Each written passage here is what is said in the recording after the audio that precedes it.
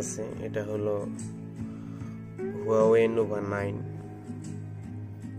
এটা AMOLED display এবং curve display, এটা এই অবস্থায় আছে।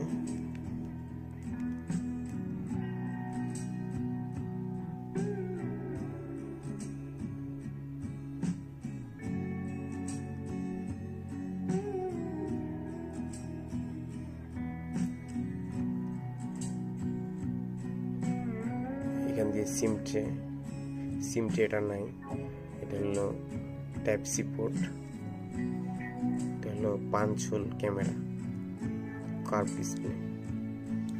মূল কথা এটার মাদারবোর্ড এবং লজিক ক্যামেরা এগুলো ঠিক আছে, এটার বডি ডিসপ্লে ব্যাক সিল এগুলো লাগাতে হবে, এগুলো লাগালে সেটটা ওকে হবে।